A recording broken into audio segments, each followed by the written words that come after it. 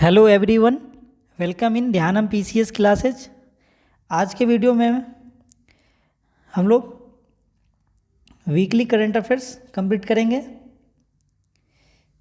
जो कि 26 फरवरी से 5 मार्च तक इसमें कंप्लीट किए जाएंगे, जिसमें कि हम लोग महत्वपूर्ण अंतर्राष्ट्रीय राष्ट्रीय महत्वपूर्ण जो घटनाक्रम के करंट अफेयर्स है उसे कंप्लीट किया जाएगा। और यह इस सीरीज़ का दूसरा वीडियो है। इससे पहले हमने जो यह सीरीज चालू किया था वीकली करंट अफेयर्स, जो कि पहला था 18 फरवरी से 25 फरवरी तक। और आप सब यदि इस सीरीज़ से अभी तक जुड़े नहीं हैं तो कृपया आप इस सीरीज़ से ज़रूर जुड़ जाए। आप देखेंगे इससे आपको ज़रूर ही इससे मदद मिलेगा। और यहाँ करंट अफेयर्स ना कि वन लाइनर फॉर्मेट में बल्कि डिटेलिंग के साथ आपको कंप्लीट किया जाएगा, क्योंकि वन लाइनर क्वेश्चन जो कि आप भूल सकते हैं, क्योंकि जब प्रैक्टिस नहीं रहता है तो वह याद नहीं रहता है। लेकिन आप यदि लिंक के साथ यदि याद करेंगे कुछ उसके महत्वपूर्ण फैक्ट और पॉइंट जो कि रिलेटेड रहते हैं, तो इससे क्या है ना, आपको याद रहेगा लंबे समय तक। ठीक है फ्रेंड्स। और यह क्या है, होमवर्क सीरीज। यह होमवर्क सीरीज जो कि हमारा चल रहा है उसी का पार्ट है। इसमें हम सभी ने अभी तक मैगज़ीन इसमें ऐड ऑन नहीं किया है, क्योंकि हम लोग लास्ट में मैगज़ीन ऐड करेंगे और ईयरली वाला मैगज़ीन, और लास्ट में हम लोग डायरेक्ट प्रैक्टिस करेंगे उसके थ्रू। ठीक है, तो आप लोग यहाँ से जुड़ जाएं, जिसमें कि हम लोग वीकली करंट अफेयर्स कंप्लीट करेंगे। और यह एक देखा जाए तो महत्वपूर्ण शॉर्ट नोट्स के द्वारा कंप्लीट किया जाएगा। और आप क्वेश्चन का लेवल देखेंगे तो आपको खुद ही पता चलेगा जहाँ क्वेश्चन अच्छे हैं। तो कृपया आप यदि अभी तक इस चैनल से जुड़े नहीं हैं तो कृपया चैनल सब्सक्राइब कर लें, शेयर कर दें और साथ में बेल आइकन ज़रूर दबा लें, जिससे आपको आगे के नोटिफिकेशन आसानी से मिल जाएं। ठीक है फ्रेंड्स, तो हम लोग शुरू करते हैं आज के वीकली करंट अफेयर्स को, जिसमें कि पहला पॉइंट है, किसने अपना उपन्यास विक्ट्री सिटी जारी किया है। तो यह जो उपन्यास जारी किया गया वो किसके द्वारा किया गया है, तो ये ब्रिटिश भारतीय लेखक है जो सलमान रुश्दी के द्वारा यह विक्ट्री सिटी का प्रकाशन किया गया है। और यह 14वीं शताब्दी की एक महाकाव्य कहानी है। और यह एक ऐसी महिला पर आधारित है जो कि क्या है, शहर पे क्या है, शासन के लिए अपनी पूरी दुनिया को चुनौती देना चाहता है। तो यह इस महत्वपूर्ण पॉइंट्स को आप याद रख सकते हैं। और यह कहाँ के लेखक है, तो ये ब्रिटिश भारतीय लेखक है सलमान रुश्दी। तो आप इस नाम को याद रख सकते हैं। और यह इस अनाथ लड़की का क्या नाम है, जो कि जिसकी कहानी बेस्ड है इस पर, जो कि पंपा कंपाना। तो आप इसे भी याद रख सकते हैं। ठीक है फ्रेंड्स, इसके आगे के क्वेश्चन को देख लेते हैं। और फ्रेंड्स, वीकली करंट है तो यह वीडियो थोड़ा लंबा बनेगा, तो आप लोग कृपया धैर्यपूर्वक वीडियो पूरा ज़रूर देखें, क्योंकि वीक में केवल आपको एक ही वीडियो मिल रहे हैं, तो लंबा तो ज़रूर बनेगा। तो आप ज़रूर ही कंप्लीट करें। साथ में आप चाहे तो अपना शॉर्ट नोट्स भी कंप्लीट कर सकते हैं। तो ये दूसरा जो पॉइंट्स है वो उसे देख लेते हैं हम लोग। इसरो और नासा ने किस नाम से एक पृथ्वी अवलोकन उपग्रह को विकसित किया है। तो इसरो जो कि इंडियन स्पेस एजेंसी है उसके द्वारा, और नासा जो कि अमेरिका की स्पेस एजेंसी है उसके द्वारा क्या लॉन्च किया गया ये देख लेते हैं हम लोग। इसरो और नासा द्वारा संयुक्त रूप से क्या किया गया, विकसित यह एक पृथ्वी अवलोकन उपग्रह जो कि सितंबर में संभावित प्रक्षेपण के लिए किया गया। और यह फरवरी 2023 में के अंत में यह क्या है, भारत भेजा जाएगा ये। तो आप इसे याद रख सकते हैं, जो कि फरवरी 2023 अभी भेजा गया है भारत। और यह किस पे बेस्ड है, निसार पे बेस्ड है। तो निसार का हम लोग फुल फॉर्म देख सकते हैं, जो कि NASA ISRO synthetic aperture radar के थ्रू यह भेजा जाएगा यह उपग्रह। और इस मिशन का क्या है, पृथ्वी की भूमि और बर्फ़ की सतहों का पहले से जो विस्तार नहीं हो पाता था अध्ययन, उसके बारे में इसमें अच्छे से अध्ययन इसका किया जाएगा। और ये किसके थ्रू किया जाएगा, निसार के थ्रू किया जाएगा। और यह नासा और इसरो के द्वारा यह मिलके किया गया है। तो आप इसे याद रख सकते हैं। आगे के देख लेते हैं। आरबीआई कितने शहरों में QR code based common vending machine के लिए पायलट प्रोजेक्ट शुरू करने जा रहा है। तो यह अच्छा इनिशिएटिव है देखा जाए तो आरबीआई 12 शहरों में QR code based coin vending machine के पायलट प्रोजेक्ट शुरू करने जा रहा है, जिसमें कि कोई व्यक्ति क्या है, एक क्यूआर कोड स्कैन करके क्या है, अपना यूपीआई पेमेंट करके कॉइन वेंडिंग मशीन से सिक्के निकाल सकता है। और यह ऐसा क्यों किया गया है, क्योंकि सिक्के की किल्लत की वजह से किया गया है। और यह जो कि यह क्या है, स्वचालित मशीन में नोटों के बजाय यूपीआई का उपयोग करके आप इसके सिक्के आसानी से प्राप्त कर सकते हैं। ठीक है फ्रेंड्स। और आरबीआई से संबंधित आप तथ्य याद रख सकते हैं, जो कि आरबीआई का भी गवर्नर कौन है, तो शक्तिकांत दास है। और आरबीआई का जो कि स्थापना 1 अप्रैल 1935 को किया गया था और इसका हेडक्वार्टर का है कलकत्ता में है, तो आप इसे याद रख सकते हैं। अगले देख लेते हैं, किस कंपनी को एटीडी बेस्ट अवार्ड 2023 से सम्मानित किया गया है। तो यह किसे किया गया है, जो कि देश की सबसे बड़ी बिजली कंपनी कौन सा है, एनटीपीसी है, और उसी को यह सम्मान दिया गया है। और यह सम्मान जो कि दिया गया है association for talent development USA द्वारा यह सम्मान दिया गया है, तो आप इसे याद रख सकते हैं। और यह देखा जाए तो टेक्नोलॉजी संबंधित है और यह एनटीपीसी से संबंधित है, तो यह क्वेश्चन एग्जाम में पूछने का संभावना है, तो आप इसे याद रख सकते हैं। और यह क्या एनटीपीसी द्वारा ये क्या है, 6ठी बार ये टैलेंट डेवलपमेंट क्षेत्र में पुरस्कार जीता गया है। और यह जो एटीडी अवार्ड जो दिया जाता है, यह किस कारण दिया जाता है, इसे भी हम लोग समझ लेते हैं। तो यह एटीडी बेस्ट अवार्ड जो कि ऐसे संगठनों को मान्यता दिया जाता है जो कि उद्यम में प्रतिभा और विकास को प्रदर्शित करता रहता है, तो आप इसे याद रख सकते हैं। और एनटीपीसी का क्या है, हेडक्वार्टर कहाँ है, नई दिल्ली में है। और इसकी स्थापना कब किया गया था, तो 7 नवंबर 1975 को किया गया था।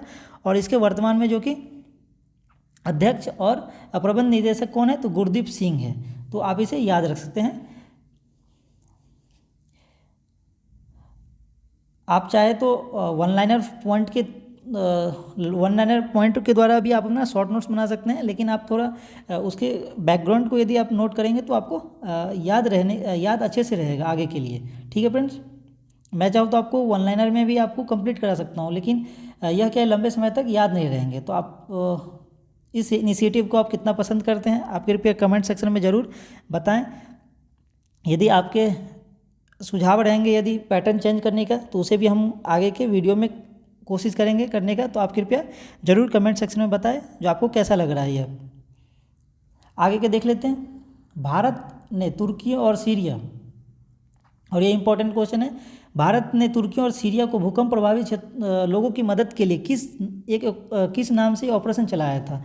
तो ये किस नाम से चलाया था, तो ऑपरेशन दोस्त के नाम से ये चलाया गया था। और इसमें भारत और तुर्कियों के सीरिया जो कि भूकंप अभी हुआ था हाल ही में, उसमें फील्ड अस्पताल की आपूर्ति और बचाव कर्मियों को तैनात किया गया था। और इससे पहले तुर्की जो कि अभी 7.8 रिएक्टर पे ये भूकंप आया था, तो ये काफ़ी ज़्यादा मात्रा में है, आप देख सकते हैं। और इसका जो कि अपर केंद्र जो कि नूरदगी, और ये 33 किलोमीटर ये पूर्व था। और इसमें क्या किया गया, भारत ने लोगों की मदद के लिए क्या किया, सेना एयरफोर्स और एनडीआरएफ और डॉक्टर्स की टीम को तुर्की भेजा था। तो आप इसे याद रख सकते हैं। इसमें आपको क्रम वाइज भी पूछा जा सकता है जो कौन कौन सी टीम वहाँ पे भेजा गया था। तो सेना हो गया, एयरफोर्स के जवान हो गए, एनडीआरएफ और डॉक्टर्स की टीम वहाँ भेजा गया था। और यह किस नाम से चलाया गया था, तो ऑपरेशन दोस्त, आप इसे याद रख सकते हैं। नाम आसान है, आप इसे इजीली याद रख सकते हैं। ठीक है फ्रेंड्स, आगे देख लेते हैं, किस देश के cricketer Gary Ballance test cricket में 2 देशों के लिए शतक जड़ने वाले दुनिया के दूसरे खिलाड़ी बने हैं। तो यह संबंधित है जो कि एक ही खिलाड़ी किसी दूसरे 2 टीमों के साथ यदि खेलता है तो उसे यदि खेल रहा है और यदि खिलाड़ी शतक लगा रहा है तो यह दूसरे खिलाड़ी बने हैं। तो टेस्ट क्रिकेट के इतिहास में रचते हुए जिम्बाब्वे के गैरी बैलेंस, अभी वर्तमान में देखा जाए तो यह जिम्बाब्वे की तरफ से खेल रहे हैं गैरी बैलेंस, जो कि 2 देशों के लिए शतक जड़ने वाले दुनिया के दूसरे खिलाड़ी बन गए हैं। और जिम्बाब्वे का प्रतिनिधित्व करते हुए क्या है, उनका पहला शतक है। और इससे पहले देखा जाए तो जिम्बाब्वे में जन्मे, इससे पहले देखा जाए तो केपलर बेसाल्स, इससे पहले क्या केपलर बेसाल्स ऐसे दुनिया के जो कि सबसे पहले 2 देशों के खिलाफ शतक जड़ा था। तो आप इसे आगे याद रख सकते हैं। ठीक है फ्रेंड्स, अगले क्वेश्चन को देख लेते हैं, भारत का पहला ग्लास इग्नू रेस्टोरेंट कहाँ खोला गया है। और यह इंपॉर्टेंट क्वेश्चन है देखा जाए तो यह क्या है, कांच की दीवार वाले इस रेस्टोरेंट को गुलमर्ग के Cola high green Heights hotel ने बर्फ़ के नीच में ही बनाया गया है। और ये कहाँ पे है, तो ये जम्मू कश्मीर में है। आपको डायरेक्टली वन लाइनर वाले क्वेश्चन पूछेंगे तो आपको डायरेक्टली पूछा जाएगा किस स्थान पे कहाँ बनाया गया, तो ये जम्मू एंड कश्मीर में बनाया गया है। तो आप इसे याद रख सकते हैं, लेकिन आपको उसमें नाम यदि दे दिया जाए तो गुलमर्ग वहाँ पे जो कि जगह है वो वहाँ पे यह किया गया है। इसके आगे के पॉइंट्स को देख लेते हैं। 2 साल पहले इसी होटल ने गुलमर्ग में एक स्नो इग्नू बनाया गया था। तो स्नो इग्नू के बारे में यदि पूछा जाएगा तो ये गुलमर्ग से ही संबंधित है, और यह क्या है, एशिया का सबसे बड़ा स्नो इग्नू है। तो इसे आप जरूर नोट करके रखें। यह एशिया का क्या है, सबसे बड़ा स्नो इग्नू है। इसमें क्या है, एक बार में 8 लोग बैठ सकते हैं। और यदि जम्मू कश्मीर JNK से आप संबंधित यदि और भी पॉइंट्स याद रखना चाहते हैं तो इसका बॉर्डर क्या है, एक केंद्र शासित प्रदेश से लगता है, 2 राज्यों से लगता है, और एक अंतर्राष्ट्रीय सीमा ये साझा करता है। और आप यदि मैप पे जरूर प्रैक्टिस करें, क्योंकि मैप पे कमांड आना जरूरी रहता है। इसे क्या है, बहुत सारे क्वेश्चन आप इजीली बना सकते हैं, और याद रखने में बहुत, इसका मैप याद रखने से इसको क्या, आपको आसानी से किसी भी क्वेश्चन को आप आसानी से इसके ऑप्शन को निकाल सकते हैं। ठीक है फ्रेंड्स, आगे के देख लेते हैं। एक ये इम्पोर्टेंट एक पॉइंट है, काला घोड़ा नामक के पीछे की कहानी, जो कि यह जो संबंधित है, यह कहाँ पे संबंधित है, यह मुंबई इलाके से संबंधित है। और इसे हाल ही में अभी 4 से 12 फरवरी के बीच में मनाया गया था। और यह नृत्य कला और संगीत के लिए खास प्रसिद्ध है। इसका नाम क्या है, काला घोड़ा नाम, इसे क्या कहा जाता है, काला घोड़ा फेस्टिवल कहा जाता है, जो कि यह अंग्रेजों के समय से ही चलते आ रहे हैं ये पैटर्न। और इसमें क्या क्या है, यह घोड़े की एक मूर्ति अंग्रेजों के ज़माने से वहाँ पे लगी हुई है। तो ये यदि नाम पूछा जाएगा तो कहाँ पे हो जाएगा, जो कि मुंबई में यह संबंधित है। काला घोड़ा नाम के पीछे की कोई कहानी नहीं है, बस इसे क्या, दक्षिणी मुंबई के इलाके में एक ऐसी जगह है पर आयोजित किया जाता है जहाँ काले घोड़े की क्या मूर्ति लगी है। और इसी मूर्ति की वजह से इसे क्या कहा जाता है, काला घोड़ा फेस्टिवल कहा जाता है। और इसे हाल ही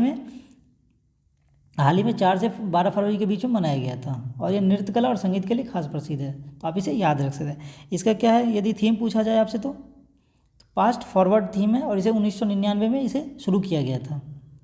आगे के देख लेते हैं। किस शहर के नगर निगम ने देश का पहला पब्लिक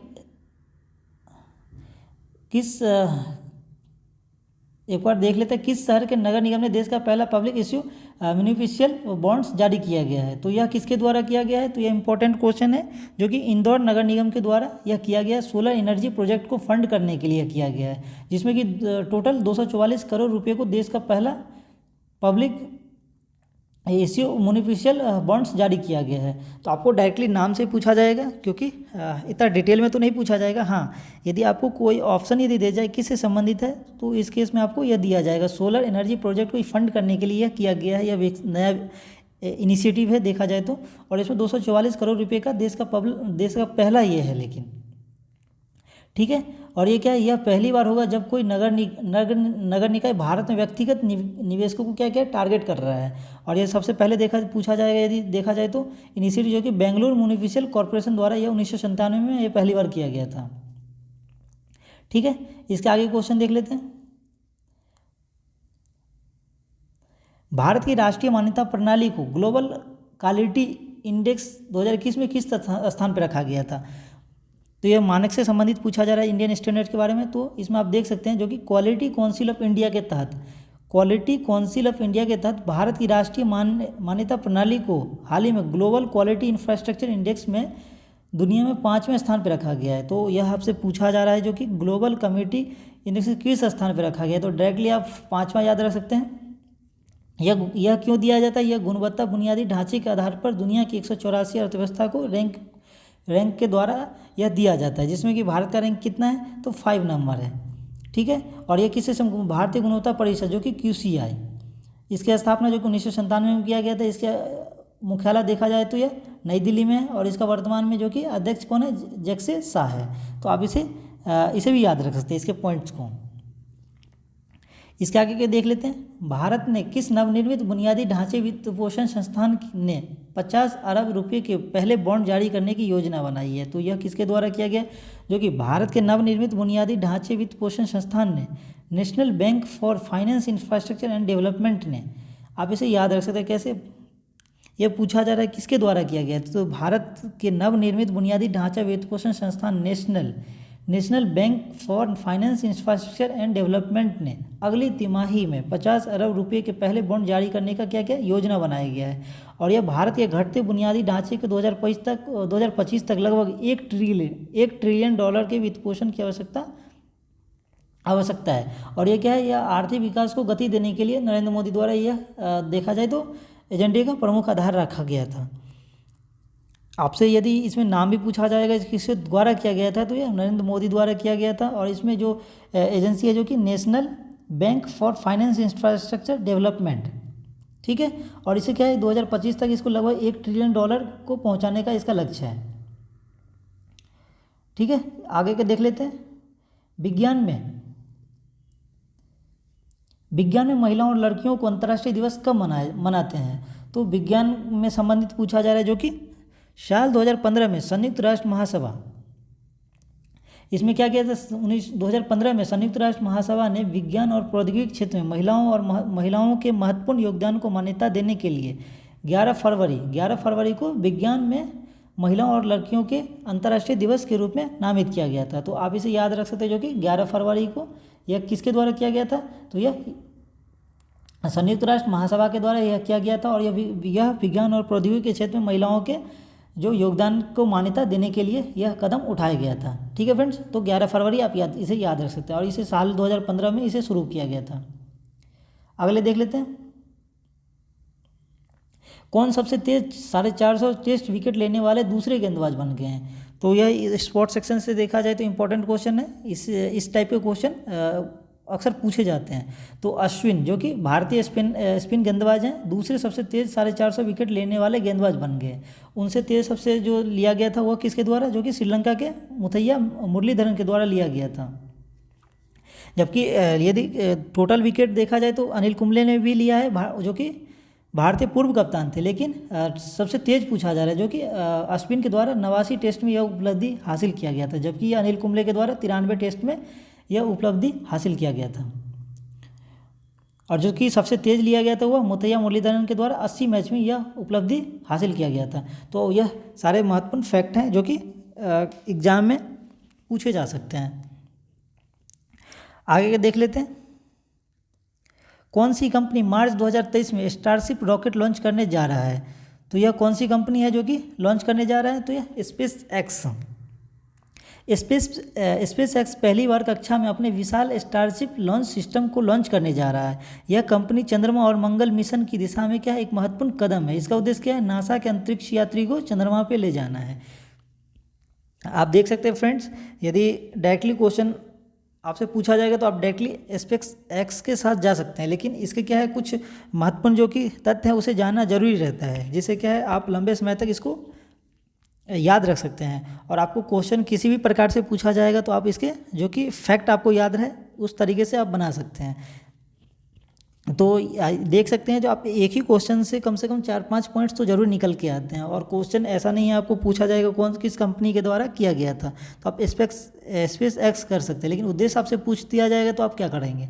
तो इसका क्या है, आपको कम से कम इसके जो कि बैकग्राउंड है उसे समझना बहुत ही आवश्यक है, ठीक है फ्रेंड्स। अभी आपके पास टाइम है तो थोड़ा डिटेल के साथ आप पढ़ सकते हैं, बाद में तो आप वन लाइनर फैक्ट तो आपको पढ़ना है, क्योंकि लास्ट में क्या टाइम कम रहते हैं। तो यह क्वेश्चन हो गया। हाँ फ्रेंड्स, एक और आपके लिए ज़रूरी सुझाव क्या है, लास्ट में आप लोग करंट अफेयर्स पढ़ने के लिए बुक खरीद के करंट अफेयर्स पढ़ने लग जाते हैं, जो कि लास्ट में एक फ्रेशर की तरह हमें क्रिएट होता है। तो कम से कम अभी से आप पढ़ते जाएंगे तो क्या बहुत सारे क्वेश्चन तो आपको आसानी से याद रहेंगे। तो अभी से ज़रूर पढ़ें, ज़्यादा टाइम मत दीजिए, लेकिन कम से कम यदि डेली पढ़ रहे हैं तो डेली कम से कम आधे घंटे टाइम दीजिए। और वीक में नहीं हो, वीक में भी आप डायरेक्टली वीक में एक बार पूरा क्वेश्चन आप पढ़ सकते हैं, ठीक है फ्रेंड्स। तो इसको हम आगे के देख लेते हैं, जो कि यह किसके द्वारा किया गया था, स्पेस एक्स के द्वारा किया गया था। और यह विशाल स्टारशिप सिस्टम लॉन्च किया गया है। और इसका उद्देश्य क्या है, जो कि नासा के अंतरिक्ष यात्रियों को चंद्रमा पे ले जाना इसका उद्देश्य है। और ये क्या स्पेसशिप एक शक्तिशाली लॉन्च व्हीकल है जो कि 100 टन कार्गो को उठाने में सक्षम है। तो आप इसे याद रख सकते हैं। और ये क्या है, सुपर हैवी रॉकेट भी इसमें लगा है, जो कि चालक दल और कार्गो दोनों को साथ ले जाने में यह सक्षम रखता है। स्पेस एक्स के CEO आपको पता होगा, जो कि चर्चा में अभी हाल ही में थे, तो एलन मस्क है। इसका मुख्यालय कहाँ है, कैलिफोर्निया। इसके अगले देख लेते हैं, किस देश ने बिजली संकट के कारण किस देश ने बिजली संकट के कारण आपदा की स्थिति की घोषणा किया है? तो यह किसके द्वारा किया गया है? जो कि दक्षिण अफ्रीका के राष्ट्रपति सिरिल रामाफोसा के द्वारा यह किया गया था और कैपटाउन में अपने सालाना स्टेट ऑफ द नेशन संबोधन के दौरान यह किया गया था। और यहाँ पे क्या किया है, दक्षिण अफ्रीका की जो सरकारी बिजली कंपनी है एस्कॉम, उसके द्वारा क्या रिकॉर्ड स्तर पर बिजली कटौती किया जा रहा है, क्योंकि यहाँ पे बिजली संकट है इस कारण। तो आप इसे याद रख सकते हैं। यह कहाँ किया गया है? तो यह दक्षिण अफ्रीका में किया गया है। और यदि आपको पूछा जाएगा इसकी घोषणा किसके द्वारा किया गया था, तो दक्षिण अफ्रीका के राष्ट्रपति सिरिल रामाफोसा। और इसके साउथ अफ्रीका से आपको राजधानी भी याद रख सकते हैं, जो कि कैपिटल क्या है? तो कैपिटल इसके 3 राजधानी है, जो कि प्रिटोरिया इसकी कार्यकारी है, कैपटाउन इसकी विधायी है, और ब्लॉमफोंटेन जो कि न्यायिक इसकी जुडिशियली इसका राजधानी है। तो आप इसे याद रख सकते हैं। और इसके मुद्रा कौन से है? जो कि अफ्रीकी रैंड इसके मुद्रा है। आगे देख लेते हैं, कौन सी अंतरिक्ष कंपनी एजेंसी जेफ बेजोस के नेतृत्व वाली ब्लू ओरिजिन के साथ मंगल मिशन लॉन्च करेगी? तो यह किसके द्वारा किया जाएगा? जो कि जेफ बेजोस के नेतृत्व में ब्लू ओरिजिन की मंगल ग्रह पे एक मिशन है लॉन्च करने के लिए अमेरिकी अंतरिक्ष एजेंसी नासा ने एक कॉन्ट्रैक्ट साइन किया है। तो यह किसके द्वारा साइन किया गया है? तो यह नासा के द्वारा किया गया है। और इसमें क्या है, जो कि इस मिशन में डुअल स्पेस क्राफ्ट, और इसी के इस मिशन को डुअल स्पेस क्राफ्ट भी कहा जाता है, जो कि 2024 में यह ब्लू ओरिजिन की हाल में विकसित new Glenn heavy lift rocket के द्वारा लॉन्च किया जाएगा। तो इसके यदि रॉकेट का भी आपसे नाम पूछा जाएगा तो क्या है? New Glenn heavy lift rocket. और यह जेफ बेजोस के नेतृत्व में यह ब्लू ओरिजिन जो कि मंगल ग्रह पे एक मिशन लॉन्च करने के लिए अमेरिकी अंतरिक्ष एजेंसी कौन है? नासा के द्वारा यह कॉन्ट्रैक्ट साइन किया है। तो यह महत्वपूर्ण पॉइंट्स इसके याद रखें आप। आगे देख लेते हैं, ICAO की विमानन सुरक्षा निरीक्षण रैंकिंग 2023 में भारत किस स्थान पर रहा है? और ये इंपॉर्टेंट क्वेश्चन है देखा जाए तो सिविल एविएशन या ICAO का फुल फॉर्म क्या होता है? एविएशन सेफ्टी ओवरसाइट रैंकिंग में भारत ने बड़ी छलांग लगाते हुए क्या किया? इससे पहले यह 112वें स्थान पे था और अभी सीधे 55वें स्थान पे आ गया, 55। आप इसे याद रख सकते हैं, 55वें स्थान पे यह पहुंच गया है। यह देखा जाए तो बहुत अच्छा खबर है इंडिया के लिए। और इसके अभी वर्तमान में नागरिक उड्डयन मंत्री कौन है? ज्योतिरादित्य सिंधिया है। ठीक है फ्रेंड्स। और यह ICAO का यदि फुल फॉर्म आपसे पूछा जाएगा तो क्या? इंटरनेशनल सिविल एविएशन ऑर्गेनाइजेशन के द्वारा यह रैंकिंग जारी किया जाता है। और यह इसमें अभी भारत का ये वर्तमान में आपका रैंकिंग 55वां है, लेकिन यदि आपसे पूछा जाएगा तो 112वां इसका रैंकिंग था। इसमें लंबा छलांग देखा जा रहा है। आगे देख लेते हैं, विश्व सरकार शिखर सम्मेलन 2023 का आयोजन कहाँ पर हुआ? तो विश्व सरकार शिखर सम्मेलन जो कि 2023 का है, दुबई संयुक्त राज्य अमीरात में यह आयोजित हुआ है। यह आयोजन कहाँ पे हुआ है? तो यह दुबई में, जो कि संयुक्त अरब अमीरात में यह आयोजन हुआ है। इसका थीम क्या है? तो शेपिंग फ्यूचर गवर्नमेंट्स इसका थीम है। और थीम से संबंधित क्वेश्चन एग्जाम में पूछे जाते हैं, तो आप जरूर इस थीम को याद रखें। और किसी भी क्वेश्चन में यदि थीम संबंधित यदि है तो आपको जरूर ही उसे एक बार जरूर पढ़ें। यह क्या किया? यह भविष्य की सरकारों को आकार देने में महत्वपूर्ण उपकरण, नीतियाँ, मॉडलों के विकास में सक्षम योगदान के लिए वैश्विक विचारक नेताओं के विशेषज्ञों और निर्णय नेताओं को एक साथ लाता है। यह क्या है? एक तरह से एक मंच है जहाँ भी सभी यहाँ पे संबंधित होते हैं और सबका एक निर्णय रहता है, जो कि आगे के सरकार को, और जो कि इसके महत्वपूर्ण उपकरण, नीतियाँ या मॉडल कोई भी रहता है, इसमें यह सुझाव दिया जाता है। यह शिखर सम्मेलन है जो कि हर साल दुबई में इसका आयोजन किया जाता है। तो आप इसे याद जरूर रखें। आगे देख लेते हैं, राष्ट्रीय उत्पादकता दिवस नेशनल प्रोडक्टिविटी डे कब मनाया जाता है? तो नेशनल प्रोडक्टिविटी जो कि यह मनाया जाता है, यह 12 फरवरी से 18 फरवरी को मनाया जाता है। यह इस साल 12 फरवरी से 18 फरवरी में मनाया गया है, लेकिन आपसे यह 12 फरवरी को देखा जाए तो स्टार्ट होता है, तो आपसे 12 फरवरी ही ऑप्शन में आपको मिलेगा।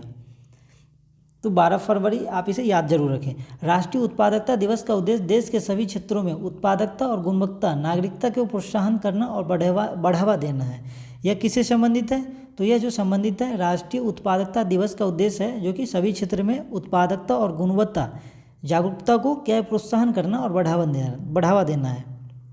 भारत में क्या उत्पादकता संस्कृति को बढ़ावा देने के लिए राष्ट्रीय उत्पादकता परिषद जो कि NPC द्वारा यह 12 फरवरी से 18 फरवरी मनाया गया। और इसका थीम क्या है? जो कि productivity, green growth and sustainability, celebrating India G20 presidency. यह लंबा नाम है तो आप इसे एक दो बार जरूर प्रैक्टिस करें। प्रोडक्टिव या कुछ इस टाइप के आप जो नाम याद नहीं रख सकते उसके कुछ क्लू आप याद जरूर रखें। तो क्या है? Productivity, green growth and sustainability, celebrating India G20 presidency.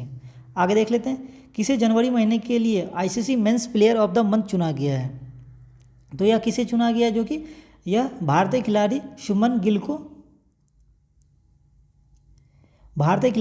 Gill को यह अवार्ड चुना गया और यह प्लेयर ऑफ द मंथ से नवाजे गए हैं, जो कि जनवरी 2023 के लिए ICC men's player of the month. आगे देख लेते हैं, राष्ट्रीय कृमि मुक्ति दिवस किस दिन को मनाया जाता है? तो राष्ट्रीय कृमि जो कि एक वर्ष से 19 वर्ष की आयु के बच्चों में हो रही मृदा संचारित हेलमिंथ जैसी बीमारी की रोकथाम के लिए यह उसके प्रति जागरूकता बढ़ाने के लिए मनाया जाता है। तो यह पहले क्यों मनाया जाता है? तो पहले आप इसे जरूर याद रखें। यह जो कि 1 वर्ष से 19 वर्ष की आयु के बच्चे में मृदा संचारित हेलमिंथ जैसी बीमारी को रोकथाम के लिए मनाया जाता है और उसके प्रति जागरूकता बढ़ाने के लिए। इसकी शुरुआत 2015 में भारत स्वास्थ्य परिवार कल्याण मंत्रालय द्वारा 10 फरवरी को मनाया गया है। तो आप इसे याद रख सकते हैं, जो कि 10 फरवरी को मनाया जाता है। आगे देख लेते हैं, प्रधानमंत्री मोदी ने कहाँ पर एक अरबी अकादमी का उद्घाटन किया है? तो यह जो किया गया, जो कि PM मोदी ने मुंबई में दाऊदी बोहरा समुदाय की अरबी अकादमी अलजीमियतुस सैफिया का उद्घाटन किया है। तो यह नाम आप याद रख सकते हैं। यह कहाँ किया गया है? तो यह मुंबई में किया गया है। दाऊदी बोहरा समुदाय जो कि है उसके अरबी अकादमी अल जामिया तुस सैफीदा का उद्घाटन किया है। जामिया का दाऊदी बोहरा का प्रमुख जो कि शैक्षणिक संस्थान माना जाता है और यह धार्मिक और साथ साथ ज्ञान की अन्य शाखाओं को प्रदान करता है।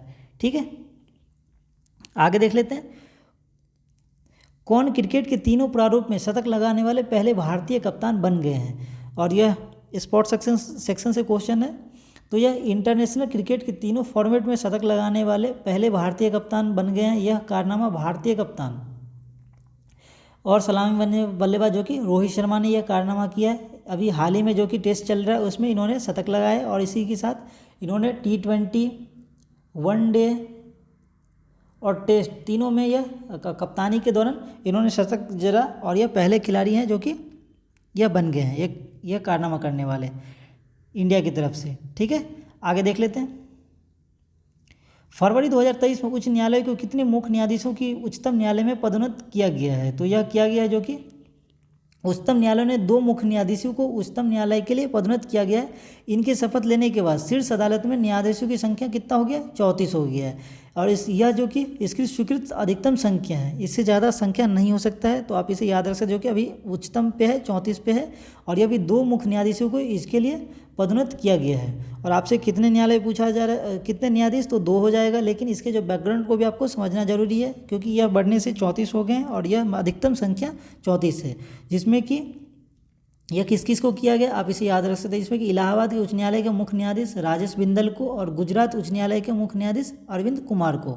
ठीक है फ्रेंड्स, इसके कुछ महत्वपूर्ण पॉइंट्स हैं उसे भी हम देख लेते हैं, जिसमें कि इसकी स्थापना 28 जनवरी 1950 को किया गया था। इसमें जजों की संख्या जो कि 34 रहता है, 34 में कितना 33 और एक मुख्य न्यायाधीश रहते हैं, तो ये 33 + 1 34 हो गए। अभी वर्तमान में जो कि मुख्य न्यायाधीश धनंजय वट चंद्रचूड़ हैं, आप इसे जरूर याद रखें क्योंकि यह डायरेक्टली क्वेश्चन एग्जाम में आते हैं। और यह संविधान यह जो लिया गया है संविधान के भाग 5 के अनुसार अध्याय यह 4 में दिया गया है, जो कि चौथा अध्याय संघीय न्यायपालिका के आधार पर यह बना था, इसका गठन किया गया था और यह आर्टिकल 124 में इसकी स्थापना एवं गठन के बारे में दिया गया है। तो आप इसे जरूर आप इस आर्टिकल को पढ़ें और इसमें मैक्सिमम एज जो कि न्यायाधीश को होनी चाहिए या 65 वर्ष होनी चाहिए। आगे देख लेते हैं, फरवरी 2023 में PM मोदी ने कहाँ से 2 नई वंदे भारत ट्रेन को हरी झंडी दिखाई है? अभी जो कि हाल ही में प्रधानमंत्री मोदी ने छत्रपति शिवाजी टर्मिनल CSMT से 2 नई वंदे भारत को हरी झंडी दिखाई है। और CSMT आपसे पूछा जा रहा है ये कहाँ पे है, आपसे डायरेक्टली यदि आपसे पूछ दे तो ये मुंबई में है, छत्रपति शिवाजी महाराज टर्मिनल। ठीक है, और यहाँ से 2 वंदे ट्रेन को हरी झंडी दिखाया गया है, जो कि पहला देखा जाए तो यह जो कि एक है मुंबई के सोलापुर के लिए, और यह मुंबई के साईनगर शिरडी की यह जोड़ेगा। और यदि देखा जाए तो यह टोटल अभी 9वीं और 10वीं जो कि वंदे ट्रेन इसे हरी झंडी दिखाया गया है। 9वीं जो कि 9वां नंबर का अभी जो कि 9वें नंबर का अभी वंदे भारत है, वह मुंबई से सोलापुर को जोड़ेगा, और 10वां जो कि मुंबई से शिरडी साईनगर को जोड़ेगा। और यह तीर्थ स्थलों के बढ़ावा देने के लिए यह शुरुआत किया गया है। आगे देख लेते हैं, किसने राष्ट्रीय डाक टिकट प्रदर्शनी अमृत पैक्स का उद्घाटन किया है। तो यह जो किया गया है, यह अमृत पैक्स जो कि संचार, इलेक्ट्रॉनिक्स और सूचना प्रौद्योगिकी और साथ में जो कि रेलवे मंत्री अश्विनी वैष्णव के द्वारा यह किया गया है। और इसमें राष्ट्रीय डाक टिकट प्रदर्शनी उद्घाटन किया गया है। और यह हाल ही में जो कि 5 दिवसीय महाकुंभ 11 फरवरी से 15 फरवरी के बीच में यह मनाया गया है। तो यह किसने किया है, आपसे नाम डायरेक्टली पूछेगा तो यह संचार, इलेक्ट्रॉनिक्स और सूचना प्रौद्योगिकी, साथ में वो अभी रेलवे मंत्री भी हैं, तो अश्विनी वैष्णव नाम याद रख सकते हैं। यह जो कि अमृत पैक्स 2023, ठीक है। और यह 5 दिवसीय अभी महाकुंभ था, कहाँ 11 फरवरी से 15 फरवरी के बीच में मनाया गया। इंडिया पोस्ट के बारे में यदि हम लोग जानेंगे तो इसकी स्थापना 1 अक्टूबर 1854 को हुआ था। इसका मुख्यालय जो कि न्यू दिल्ली में है, और इसके वर्तमान में MD आलोक शर्मा हैं। आगे देख लेते हैं, किसने 5वीं बार फीफा क्लब वर्ल्ड कप जीत लिया है। तो यह किसने जीता है, जो कि स्पेनिश फुटबॉल क्लब जो कि रियल मैड्रिड ने 9 साल में यह 5वीं बार यह खिताब जीता है। फीफा क्लब जो कि एक क्लब का फुटबॉल मैच होता है, उसमें इसने खिताब जीता है। और पुरुषों का खेल है, ये पुरुषों के खेल में यह 9 साल में यह 5वीं बार इन्होंने जीता। और इसमें किसने को हराया, ये देख लेते हैं। फाइनल मुकाबले में रियल मैड्रिड ने सऊदी अरब के केवल हिलाल को हराया है। तो आपको रनर अप भी कभी कभी पूछा जाता है, लेकिन आपको जो कि विनर कौन है, तो स्पेनिश फुटबॉल क्लब कौन है, रियल मैड्रिड, ठीक है। और इसकी शुरुआत 2000 में ईस्वी में हुआ था पहली बार, और यह फीफा के द्वारा ही आयोजन किया जाता है। आगे देख लेते हैं, विश्व यूनानी दिवस किस दिन को मनाया जाता है। विश्व यूनानी दिवस जो कि एक प्रकार से मुख्य उद्देश्य इसका क्या, यूनानी चिकित्सा पद्धति को मदद करना एवं स्वास्थ्य देखभाल सेवा मुहैया कराने के बारे में और जागरूकता फैलाने के लिए यह हर साल मनाया जाता है। और यह हर साल क्या है, प्रसिद्ध यूनानी विद्वान और समाज सुधारक हकीम अजमल खान की जयंती पे मनाया जाता है। और यह 11 फरवरी को यह मनाया जाता है, तो आप इसे याद रख सकते हैं, जो कि 11 फरवरी। और इसका थीम क्या है, यूनानी मेडिसिन फॉर पब्लिक हेल्थ, ठीक है फ्रेंड्स। आगे देख लेते हैं, किसी यूनेस्को शांति पुरस्कार से सम्मानित किया गया है। तो ये यूनेस्को शांति पुरस्कार पूछा जा रहा है, यह इंपॉर्टेंट क्वेश्चन है। तो जर्मनी की पूर्व चांसलर एंजेला मर्केल को देश और यूरोपीय भागीदारों के प्रतिरोध के बावजूद जर्मनी में 12 लाख से अधिक प्रवासियों को स्वागत करने के उनके फैसले के लिए यूनेस्को ने उसे शांति पुरस्कार से नवाजा गया है। और यह सम्मान आइवरी कोस्ट की राजधानी यार्मोस्को में प्रदान किया गया है। तो आप उसको जगह का नाम भी पूछा जा सकता है, जो कि यार्मोस्को में प्रदान किया गया था। और इनका नाम क्या है, जर्मनी के पूर्व चांसलर है जो कि एंजेला मर्केल। और यह जो कि लास्ट 2014 में वह चौथी बार और आखिरी बार वहाँ की चांसलर बनी थी। और इस पॉइंट से कुछ संबंधित जो है उसे देख लेते हैं। इसे फिलिक्स हॉफेट बोगन यूनेस्को शांति पुरस्कार भी कहा जाता है। इसे क्या कहा जाता है, जो कि फेलिक्स हॉफसेट बोगन यूनेस्को शांति पुरस्कार। और ये सम्मान का नाम जो कि आइवरी कोस्ट के पूर्व राष्ट्रपति के नाम पे ये रखा गया था, ठीक है। आगे देख लेते हैं, 14 फरवरी 2023 को पुलवामा आतंकी हमले की कौन सी बरसी पे शहीद जवानों की श्रद्धांजलि दिया गया था। तो यह जो कि चौथा बरसी था, आपने देखा होगा। यह 14 फरवरी 2019 को यह घटना हुआ था, जिसमें कि अवंतीपुरा में जवानों पर आतंकी हमला हुआ। इसमें क्या विस्फोटकों से क्या भरी एक कार काफिले से टकरा गई थी, और इसी में क्या 40 जवान शहीद हो गए थे।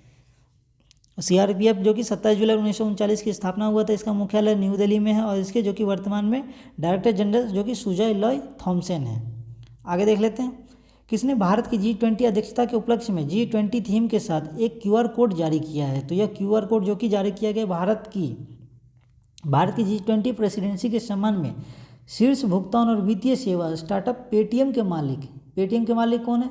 विजय चंद्रशेखर के द्वारा यह जो कि इनकी अलग फर्म है 197 जो कि कोर है, इसके द्वारा G20 थीम वाले QR कोड का अनावरण किया गया है। और इसका क्या है, केंद्रीय रेल मंत्री और अश्विनी वैष्णव द्वारा यह इंडिया हेरिटेज सेंटर के डिजिटल पेमेंट्स उत्सव के QR कोड में यह पेश किया गया है।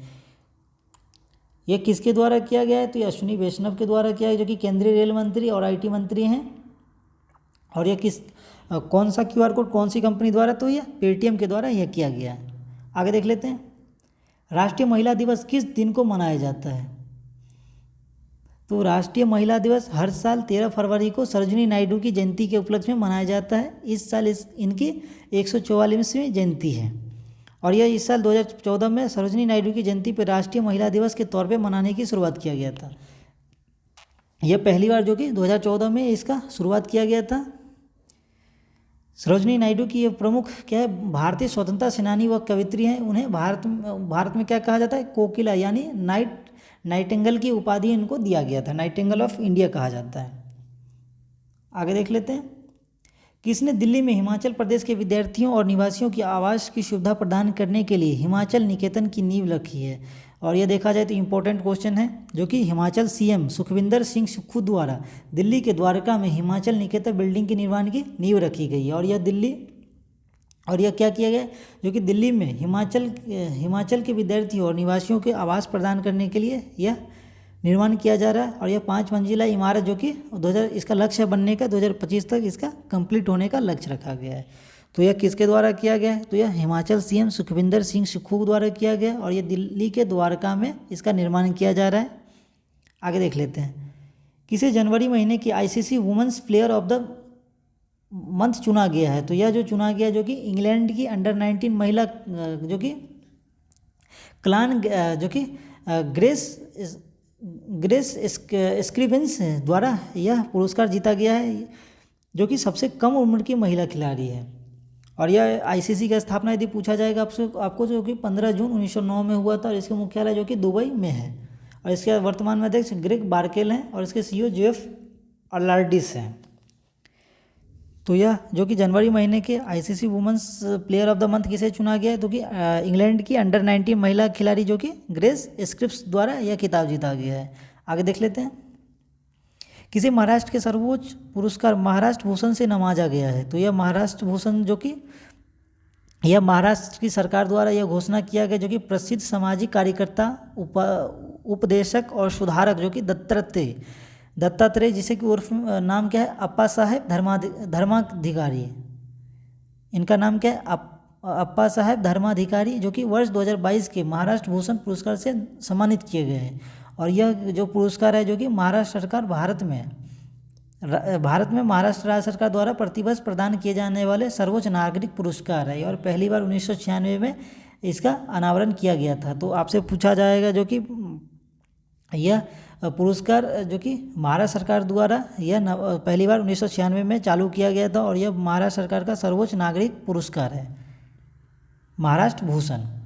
ठीक है, आगे देख लेते हैं, वर्ष 2023 में महर्षि दयानंद सरस्वती की कौन सी जयंती मनाई गई? तो यह इंपॉर्टेंट देखा जाए तो क्वेश्चन है। तो प्रधानमंत्री नरेंद्र मोदी ने महर्षि दयानंद सरस्वती की 200वीं जयंती मनाई गई, जिस 200वीं कौन सी नंबर की मनाई गई? तो 200 नंबर की मनाई गई है, जिन्होंने क्या किया 1875 में आर्य समाज की स्थापना किया था। तो आप यहाँ से एक क्वेश्चन स्टैटिक आपको याद रख सकते हैं, महर्षि दयानंद सरस्वती ने आर्य समाज की स्थापना की थी। महर्षि दयानंद सरस्वती की जयंती 12 फरवरी को मनाया जाता है। और PM मोदी ने 12 फरवरी को दिल्ली के इंदिरा गांधी इंडोर स्टेडियम में दयानंद सरस्वती जी की जयंती के उपलक्ष्य में साल भर चलने वाली समारोह का उद्घाटन किया था। ठीक है फ्रेंड्स, आगे इसके जो एक महत्वपूर्ण पॉइंट्स और भी है, इन्होंने सत्यार्थ प्रकाश नाम की पुस्तक लिखा था, तो आप इसे भी याद रख सकते हैं। आगे देख लेते हैं, देश का पहला राष्ट्रीय मेट्रो रेल ज्ञान केंद्र कहाँ पे स्थापित हुआ है? तो यह जो ज्ञान केंद्र स्थापित हुआ है, यह दिल्ली में यह स्थापित किया गया। और यह केंद्र दिल्ली में विश्वविद्यालय मेट्रो स्टेशन पर आधारित होगा, जिसे GI इंफ्रा प्राइवेट लिमिटेड जो कि देश के पहले राष्ट्रीय मेट्रो रेल केंद्र का डिजाइन और निर्माण करेगी। तो आपको यहाँ से कंपनी का नाम भी पूछा जा सकता है, जो इसका निर्माण किसके द्वारा किया जा रहा है? तो GI इंफ्रा प्राइवेट लिमिटेड के द्वारा किया जा रहा है। और इसका कहाँ पहला जो कि राष्ट्रीय मेट्रो कौन सा है, जो कि दिल्ली में यह किया जा रहा है, दिल्ली में विश्वविद्यालय मेट्रो स्टेशन पर यह आधारित होगा। ठीक है। और इसके द्वारा जो कि अन्य महत्वपूर्ण है, राष्ट्रीय मेट्रो रेल लाइन केंद्र जो कि मेट्रो रेल प्रणाली में ज्ञान और नवाचार के एक केंद्र के रूप में काम करेगा और भारत में मेट्रो रेल के क्षेत्र के विकास में यह महत्वपूर्ण भूमिका निभाएगा। और दिल्ली से संबंधित और भी जो कि पॉइंट्स आप याद रख सकते हैं, हिमाचल निकेतन यह चालू किया गया था जो कि हिमाचल सरकार द्वारा किया गया था, जो कि छात्रों के और निवासियों के लिए मकान देने के लिए। और जो कि दूसरा पॉइंट है युवा संगम जो कि पंजीकरण पोर्टल नई दिल्ली में इसका अनावरण किया गया। और इसके और ऑप्शन एक महत्वपूर्ण और भी हैं जो कि राजस्थान के मुख्य सचिव उषा शर्मा द्वारा स्कल्पचर पार्क का यहाँ उद्घाटन किया गया जो कि बीकानेर होम्स में किया गया है। तो ये दिल्ली से संबंधित कुछ पॉइंट्स हैं, आगे देख लेते हैं। रायना बरनावी किस देश की पहली महिला अंतरिक्ष यात्री बनने जा रही है? तो यह जो बनने जा रही है सऊदी अरब की पहली महिला अंतरिक्ष यात्री है जो कि रायना बरनावी याद नाम रख सकते हैं। इस साल अंतरिक्ष में यह क्या है, अंतरिक्ष में जाएगी और यह अंतर्राष्ट्रीय अंतरिक्ष स्टेशन से 10 दिवसीय मिशन पे अपने साथी के साथ साथी कौन सा नाम है, सऊदी अली के साथ यह शामिल होगी अपने साथी में। और यह 2019 में सऊदी का यह क्या 2019 में सऊदी का पड़ोसी देश जो कि संयुक्त अरब अमीरात अपने एक नागरिक को अंतरिक्ष में भेजने वाला पहला अरब देश बना था। तो आपको स्टैटिक के तौर पे यह भी पूछा जाएगा जो कि अरब देश का पहला कौन सा देश था जिसने अंतरिक्ष में अपने यात्री भेजे थे। तो यह जो कि संयुक्त अरब अमीरात के द्वारा यह किया गया था, अभी सऊदी के द्वारा यह किया जा रहा है। अभी सऊदी अरब के जो कि राजधानी जो कि रियाद, अभी वर्तमान में जो कि इनके प्रधानमंत्री कौन है, तो सलमान मोहम्मद बिन सलमान, आप इसे याद रख सकते हैं। आगे देख लेते हैं। किस इंस्टीट्यूट को चार्टर्ड अकाउंट्स ऑफ इंडिया का नया अध्यक्ष नियुक्त किया गया है? तो यह किसे नियुक्त किया गया है? तो 2023-24 के कार्यकाल के लिए अनिकेत सुनील तलाटी को ICAI के अध्यक्ष के रूप में यह चुना गया है institute of chartered accounts of India के पद के लिए। इसके उपाध्यक्ष कौन है? तो रंजीत कुमार अग्रवाल हैं और इसका स्थापना जो कि 1 जुलाई 1954 को किया गया था और इसका मुख्यालय नई दिल्ली में है। आगे देख लेते हैं।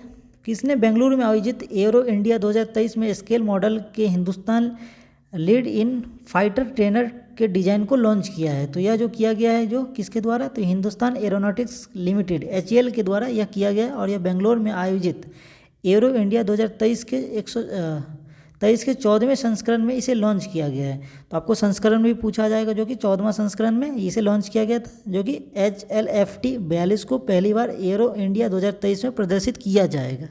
और HLFT जो कि 42 जो इसका टैगलाइन क्या है, तो इसका टैगलाइन है तूफान आ रहा है और ये का है नेक्स्ट जनरेशन का सुपरसोनिक ट्रेनर है। तो एक क्वेश्चन से बहुत सारे महत्वपूर्ण पॉइंट्स निकल के आ रहे हैं, तो आप जरूर इसे नोट करें।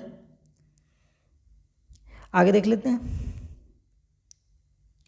हुंडई मोटर्स इंडिया ने किस महिला क्रिकेटर को अपना ब्रांड एम्बेसडर बनाया है? तो यह जो बनाया गया हुंडई मोटर्स इंडिया लिमिटेड ने यास्तिका भाटिया और रेणुका सिंह ठाकुर और यास्तिना भाटिया को यह महिलाओं का ब्रांड एम्बेसडर बनाया गया। इनकी नियुक्ति के बाद क्या हुआ, हुंडई मोटर्स में 5 महिला क्रिकेटरों के साथ अपने द ड्राइव विद इन अभियान के अगले संस्करण की घोषणा किया है। और ये देखा जाए तो अब टोटल 5 खिलाड़ी जो कि इसके द्वारा यह घोषणा किया गया, कौन सा, द ड्राइव विद इन अभियान, आप इसे याद रख सकते हैं। यह हुंडई मोटर्स के द्वारा यह जो कि अभी ब्रांड एम्बेसडर बनाया गया है यास्तिना भाटिया और रेणुका सिंह ठाकुर को। आगे देख लेते हैं। किस देश के पूर्व कप्तान इयोन मॉर्गन ने क्रिकेट के सभी फॉर्मेट से संन्यास ले लिया है? और यह आसान क्वेश्चन है, आप देख सकते हैं जो कि इयोन मॉर्गन जो कि इंग्लैंड के खिलाड़ी हैं, इन्होंने यह संन्यास की अभी घोषणा किया और यह 2019 में इंग्लैंड टीम को इन्होंने वर्ल्ड कप खिताब दिलाया था। और यह जो कि यह पूर्व कप्तान है, अभी इन्होंने हाल ही में संन्यास की घोषणा की है। आगे देख लेते हैं। RBI कब से कब तक वित्तीय साक्षरता सप्ताह मना रहा है? तो यह RBI से संबंधित क्वेश्चन है। तो भारतीय रिजर्व बैंक देश भर में जनता के सदस्यों के बीच एक विशेष विषय पे वित्तीय शिक्षा सदस्यों का प्रचार करने के लिए 2016 से क्या किया, हर साल इसका आयोजन कर रहा है। तो यह कब से कर रहा है, तो 2016 से कर रहा है, हर साल किया जा रहा है। और 2023 की इसकी थीम क्या है, good financial behaviour your saver. और इसका हिंदी में देखा जाए तो अच्छा वित्तीय व्यवहार आपका उदारकर्ता। तो यह आपसे पूछा जाए आरबीआई कब से कब तक वित्तीय साक्षरता सप्ताह मना रहा है, तो यह 2023, यह देखा जाए तो 2016 से इसका शुरुआत किया गया था। और यह अभी 2023 का इसका थीम क्या है, good financial behaviour your saver. आगे देख लेते हैं, खेलो इंडिया यूथ गेम्स 2022 में कौन सा राज्य पदक तालिका में शीर्ष स्थान पे रहा है। तो अभी खेलो इंडिया यूथ गेम्स जो कि अभी हाल ही में संपन्न हुआ है, खेलो इंडिया यूथ गेम्स 5वें संस्करण का समापन 11 फरवरी को हुआ। ठीक है, इसमें महाराष्ट्र जो कि टॉप पे था, 56 स्वर्ण सहित 161 पदक जीत कर यह पहले स्थान पे था। तो महाराष्ट्र जो कि टॉप पे था, आप इसे याद रख सकते हैं, महाराष्ट्र खेलो इंडिया यूथ गेम्स, जिसमें कि गोल्ड 56, 55 सिल्वर, 50 ब्रॉन्ज, टोटल 61। दूसरे स्थान पे कौन था, तो हरियाणा था। तीसरे पे क्या, मध्य प्रदेश था। तो आप इसे कम से कम टॉप 3 तो आप इसे याद रख सकते हैं। आगे देख लेते हैं, निकोस क्रिस्टोडिलाइड्स को किस देश के राष्ट्रपति के रूप में चुना गया है। तो यह जो चुना गया जो कि साइप्रस के राष्ट्रपति के रूप में इसे चुना गया है, निकोस क्रिस्टोडोलाइड्स। साइप्रस देश आप मैप अभी ओपन कीजिए और आप देखिए जो साइप्रस देश कहाँ पे है। मैं इसका नियरेस्ट आपको बता देता हूँ, इसका पड़ोसी देश जो कि सीरिया है, लेबनान है और इजराइल है, और ये यूरोप महाद्वीप में स्थित है। ठीक है, और इसकी राजधानी क्या है, निकोसिया है। साइप्रस देश है, इसकी राजधानी निकोसिया है, यह यूरोप महाद्वीप में स्थित है। और इसके पड़ोसी देश जो कि सीरिया है, लेबनान है, इजराइल है। आप इसे मैप पे ओपन करके इसका हाईलाइट कर सकते हैं। आगे देख लेते हैं, किस देश में भारत की पहली AC double decker electric bus launch हुई है। तो यह जो लॉन्च किया गया है, यह भारत की पहली AC double decker electric bus जो कि मुंबई में यह लॉन्च किया गया है। इसका बेस्ट के तहत इसका लॉन्च किया गया है। बेस्ट का यदि फुल फॉर्म देखा जाए तो Brihan Mumbai electricity supply and transport.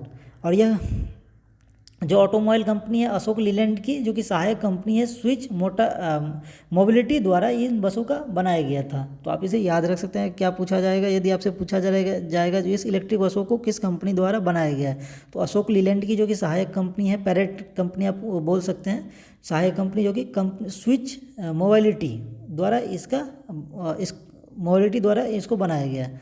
आगे देख लेते हैं, कौन पहले महिला प्रीमियर लीग की सबसे महिला खिलाड़ी बन गई है। अभी हाल ही में यह चर्चा में है, अभी स्टार्ट हुआ है, जो कि महिला प्रीमियर लीग भी अभी चालू हो गया है, जिसमें कि भारतीय बल्लेबाज स्मृति मंधाना जो कि सबसे महंगे खिलाड़ी बने हैं, जिसे आरसीबी ने, रॉयल चैलेंजर्स बेंगलोर ने 3.4 करोड़ में खरीदा है।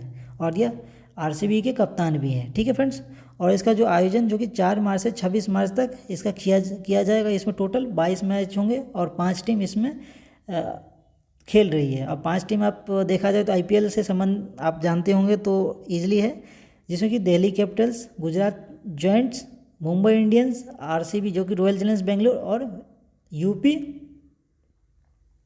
वॉरियर्स।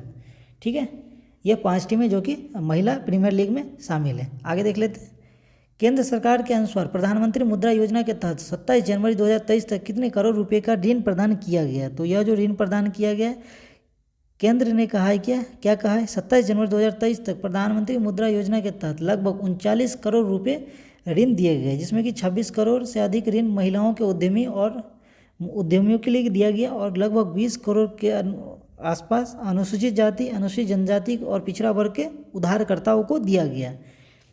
यह कौन सी योजना है, तो आप इसे योजना का नाम याद रख सकते हैं, जो कि प्रधानमंत्री मुद्रा योजना है, जिसे कि 8 अप्रैल 2015 में चालू किया गया था और यह पीएम मोदी के द्वारा चालू किया गया था।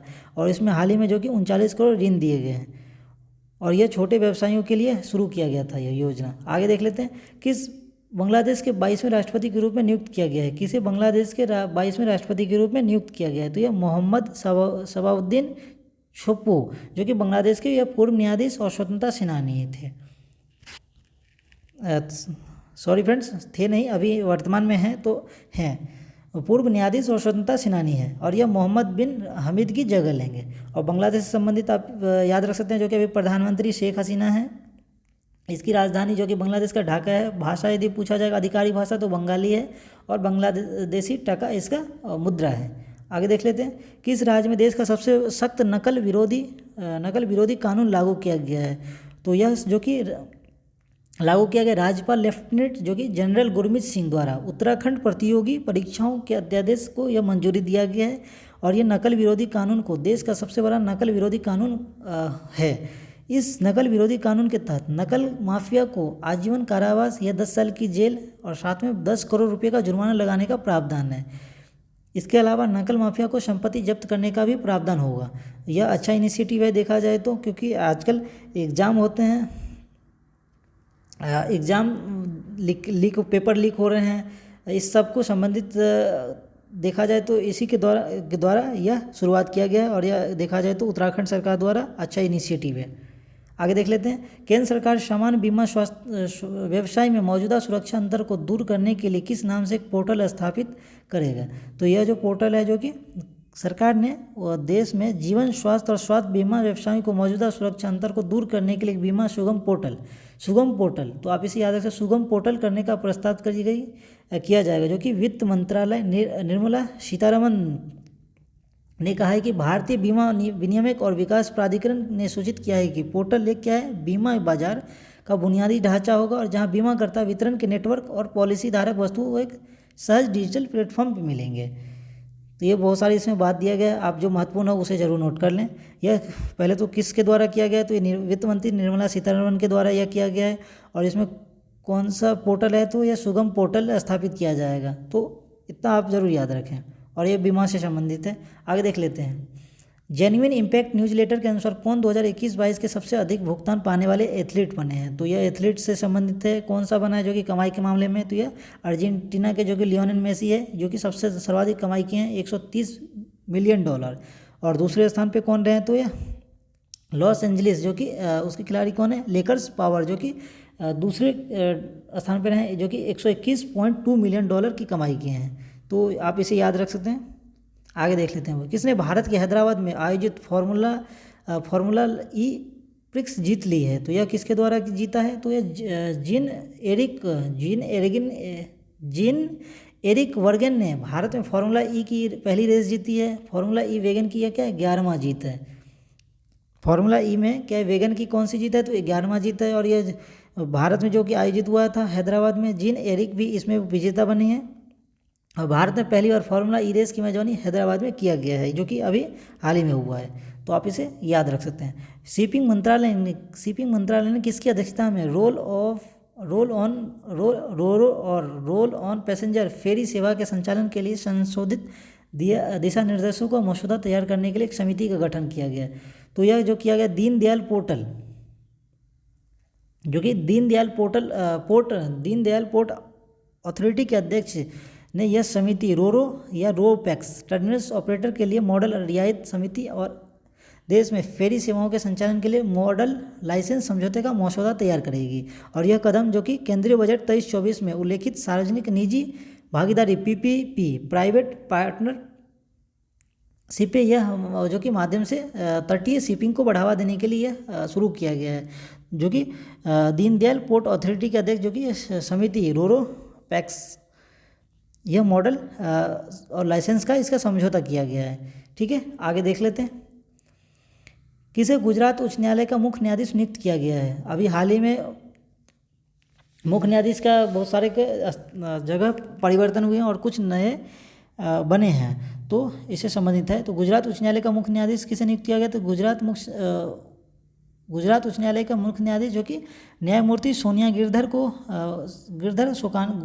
गोकानी को बनाया गया है। और यह देखा जाए तो गुजरात उच्च न्यायालय के मुख्य न्यायाधीश का बनाया गया। और इसके शपथ लेने के बाद गुजरात उच्च न्यायालय की यह एकमात्र महिला मुख्य न्यायाधीश होगी। तो यह इंपॉर्टेंट क्वेश्चन है, क्योंकि जहाँ फर्स्ट टाइम का क्वेश्चन आता है वो इंपॉर्टेंट हो जाता है। और गुजरात की यह पहली मुख्य महिला न्यायाधीश होगी। आगे देख लेते हैं, किसे जम्मू कश्मीर और लद्दाख उच्च न्यायालय का मुख्य न्यायाधीश बनाया गया है। तो यह जो कि बनाया गया है किसको, तो गुवाहाटी उच्च न्यायालय के जो कि न्यायाधीश न्यायमूर्ति एन कोटेश्वर सिंह को अभी हाल ही में जम्मू कश्मीर और लद्दाख उच्च न्यायालय का मुख्य न्यायाधीश बनाया गया है। तो अभी जम्मू कश्मीर का कौन बनाए गए हैं, तो न्यायमूर्ति एन कोटेश्वर, जो कि पहले गुवाहाटी के उच्च न्यायालय के न्यायाधीश थे।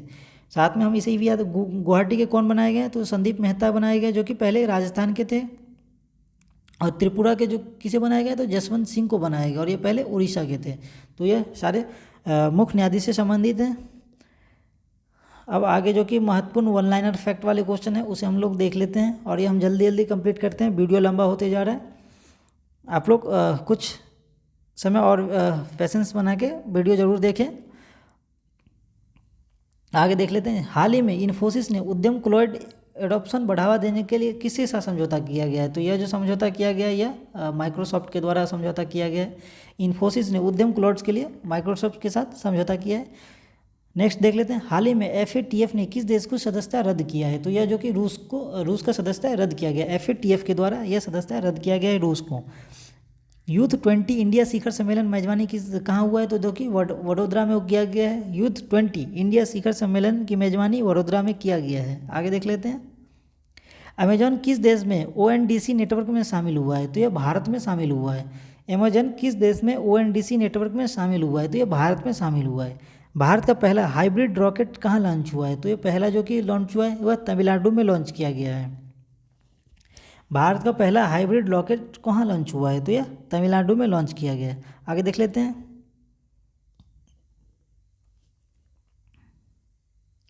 हॉलीवुड क्रिटिक्स एसोसिएशन में बेस्ट इंटरनेशनल फिल्म अवार्ड किसे दिया गया है, तो यह जो इंपॉर्टेंट क्वेश्चन है देखा जाए तो यह RR को दिया गया है। हॉलीवुड क्रिटिक्स एसोसिएशन में best international film award RRR।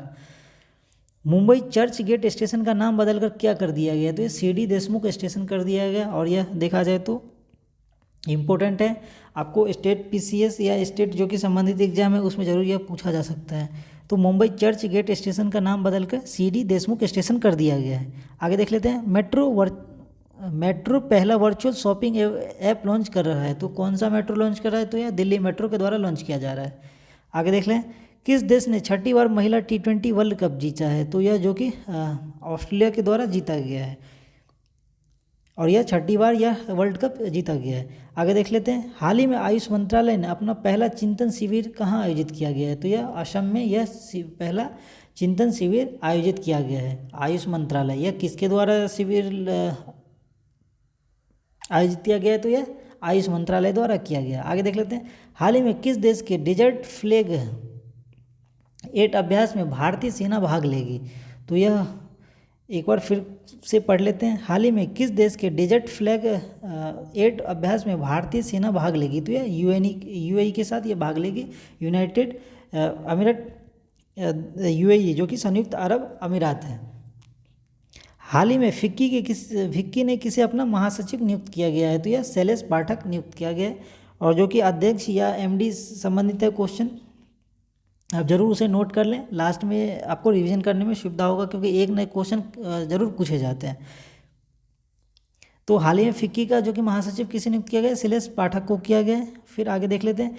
किसने 2023 का मार्कोनी पुरस्कार जीता है, तो मार्कोनी पुरस्कार जो कि हरि बालकृष्णन ने जीता है। किसने 2023 का मार्कोनी पुरस्कार जीता है, तो हरि बालकृष्णन ने यह पुरस्कार जीता है।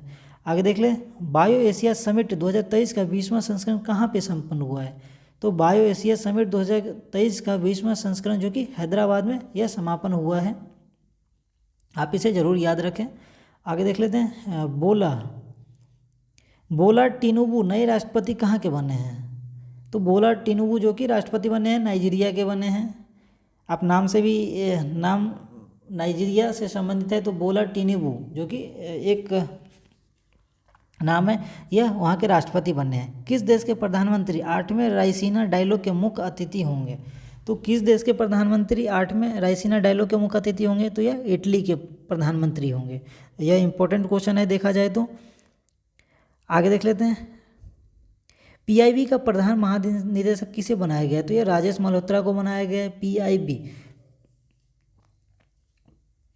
इसका फुल फॉर्म क्या होता है, PIB का प्रेस इन्फॉर्मेशन ब्यूरो, और यह भारत का जो कि एक सरकारी वेबसाइट है जिसपे कि आपको महत्वपूर्ण अपडेट्स रहते हैं सरकार के रिलेटेड। तो पीआईबी का प्रधान महानिदेशक किसे बनाया गया, तो राजेश मल्होत्रा को बनाया गया है। आगे देख लेते हैं, किसने चंद्रमा मिशन के लिए अपने रॉकेट के क्रायोजेनिक इंजन का सफल परीक्षण किया गया है, तो यह इसरो के द्वारा किया गया है। चंद्रमा मिशन के लिए अपने रॉकेट के क्रायोजेनिक मिशन इंजन का सफल परीक्षण किसके द्वारा किया गया है, तो यह इसरो के द्वारा किया गया है। आगे देख लेते हैं, नेशनल बैडमिंटन चैंपियनशिप का पहला महिला एकल किसने जीता है, तो अनुपमा उपाध्याय ने जीता है। तो यह किसने जीता है, इसको देख लेते हैं एक बार।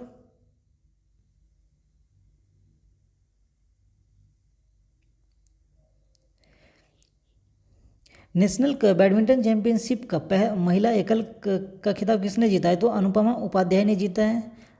मोडीज रिपोर्ट के अनुसार 2023 में भारत का जीडीपी वृद्धि दर कितने परसेंट का अनुमान है, तो यह 5.5% अनुमान है। और यह एग्जाम पॉइंट व्यू से देखा जाए तो इकोनॉमी सेक्शन से इंपॉर्टेंट क्वेश्चन है, तो आप इसे जरूर याद रखें क्योंकि ये रिपोर्ट वाले क्वेश्चन अक्सर पूछे जाते हैं। मोडीज रिपोर्ट के अनुसार 2023 में भारत का जीडीपी वृद्धि कितने परसेंट अनुमान है, तो 5.5% अनुमान है। एंटी करप्शन वर्किंग ग्रुप की G20 की बैठक कहाँ शुरू हुई है, तो ये अभी हाल ही में जो कि गुरुग्राम में शुरू हुई है। यह कहाँ पे शुरू हुआ है, तो गुरुग्राम में शुरू हुआ है एंटी करप्शन वर्किंग ग्रुप की G20 की बैठक।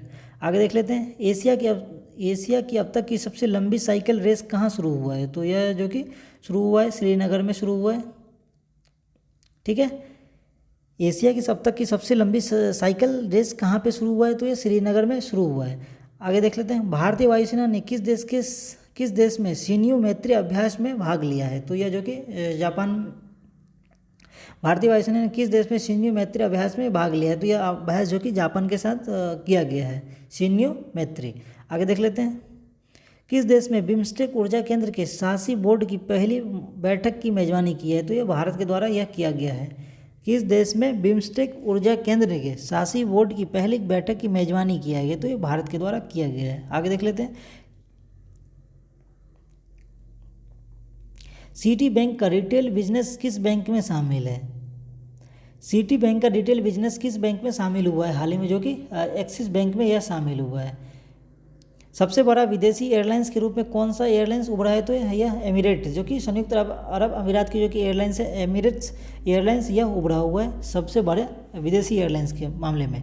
7वां अंतर्राष्ट्रीय धम्म सम्मेलन कहाँ आयोजित हुआ है, तो यह भोपाल में आयोजन इसका किया गया है। 7वां अंतर्राष्ट्रीय धम्म सम्मेलन कहाँ आयोजित हुआ है, तो यह भोपाल में किया गया है।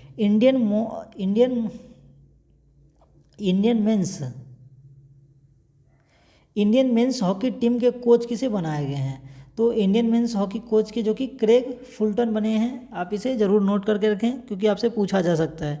इंडियन मेंस हॉकी टीम के कोच कौन बने हैं, तो क्रेग फुलटन बने हैं। आगे देख लेते हैं, किसने नासा के क्रू 6 मिसाइल लॉन्च किया है, तो यह स्पेस एक्स के द्वारा लॉन्च किया गया है। किसने नासा के क्रू 6 मिशन लॉन्च किया है, तो यह स्पेस एक्स के द्वारा लॉन्च किया गया है। किस राज्य के 3 जिलों में सोने की खान मिली है, तो यह जो कि उड़ीसा से संबंधित क्वेश्चन है और इम्पोर्टेंट क्वेश्चन है। किस राज्य के 3 जिलों में सोने की खान मिली है, तो यह उड़ीसा में मिला है। यह 3 जिलों में यह सोने की खान। G20 विदेश मंत्रियों की बैठक कहाँ आयोजित हुआ है, तो अभी जो कि आयोजित हुआ है यह नई दिल्ली में इसका आयोजन किया गया है। G20 विदेश मंत्रियों की बैठक कहाँ आयोजित हुआ है, तो यह नई दिल्ली में हुआ है। और G20 से आपको अधिकतर क्वेश्चन इस बार देखने को मिलेंगे क्योंकि इस बार भारत इसकी अध्यक्षता कर रहा है। एशिया शतरंज महासंघ ने किसे प्लेयर ऑफ द ईयर का पुरस्कार चुना है, तो यह डी गुकेश जो कि एशिया शतरंज महासंघ के किस प्लेयर को यह अवार्ड दिया गया है, जो कि डी गुनेश को यह अवार्ड दिया गया है। भारत ने कहाँ क्वाड विदेश मंत्रियों की बैठक की मेजबानी किया है, तो यह नई दिल्ली में इसकी मेजबानी किया गया है। भारत ने कहाँ क्वाड विदेश मंत्रियों की बैठक की मेजबानी किया है, तो यह नई दिल्ली में इसका मेजबानी किया गया है। केंद्रीय मंत्री अनुराग ठाकुर ने कहाँ युवा महोत्सव की शुरुआत किया है, तो केंद्रीय मंत्री अनुराग ठाकुर ने युवा महोत्सव की शुरुआत IIT रोपर में इसकी शुरुआत किया गया। IIT रोपर, केंद्रीय मंत्री अनुराग ठाकुर ने कहाँ युवा महोत्सव की शुरुआत किया गया, तो IIT रोपर। आगे देख लेते हैं, कहाँ MSME औद्योगिक प्रदर्शनी और मेले का उद्घाटन किया गया है, तो यह कोटा में इसका उद्घाटन किया गया है। कहाँ MSME औद्योगिक प्रदर्शनी और मेले का उद्घाटन किया गया है, तो यह कोटा में इसका उद्घाटन किया गया है। हाल ही में भारत और किस देश ने योग्यता की पारस्परिक मान्यता के लिए रेखा तंत्र पर हस्ताक्षर किया है, जो कि ऑस्ट्रेलिया के द्वारा यह हाल ही में अभी हस्ताक्षर किया गया और भारत की डिग्री को ऑस्ट्रेलिया में भी अब इसका मान्यता दे दिया गया है। तो आप वहाँ यहाँ की डिग्री आपका वैल्यूबल ऑस्ट्रेलिया में भी है। आगे देख लेते हैं, किस देश ने दुनिया का पहला ब्रांज बैरियर लगाया है? तो यह जो कि भारत के द्वारा लगाया गया है। किस देश ने दुनिया का पहला ब्रांज बैरियर लगाया है? तो ये भारत के द्वारा लगाया गया है। आगे देख लेते हैं, टाटा स्टील माइनिंग ने स्वच्छ ईंधन प्राप्त करने के लिए किसके साथ समझौता किया है? तो ये गेल के साथ समझौता किया है। टाटा स्टील माइनिंग ने स्वच्छ ईंधन प्राप्त करने के लिए किसके साथ समझौता किया है? तो यह समझौता जो कि गेल के द्वारा किया गया है। आगे देख लेते हैं, आरबीआई ने किस पेमेंट ऐप पे 3.06 करोड़ का जुर्माना लगाया है? तो यह किस पे लगाया? जो कि अमेजन पे लगाया गया। आरबीआई ने किस पेमेंट ऐप पे 3.06 करोड़ जुर्माना लगाया है? तो अमेजन पे इसका जुर्माना लगाया गया। ठीक है फ्रेंड्स, तो यह महत्वपूर्ण क्वेश्चन जो कि हैं यह कंप्लीट हो गए और यह वीकली करंट अफेयर्स जो कि हमने अभी जो कि करंट अफेयर्स वीकली कंप्लीट किया है टोटल, यह 26 फरवरी से 5 मार्च तक हमने कंप्लीट कर लिया गया। आगे के सीरीज भी ऐसे ही कंटिन्यू होते रहेंगे। आप लोग कृपया इस चैनल से ज़रूर जुड़ जाएं और जितने हो सके अपने फ्रेंड सर्कल में ज़रूर इस चैनल को शेयर करें। यहाँ पे आपको यहाँ पे जो कि आपको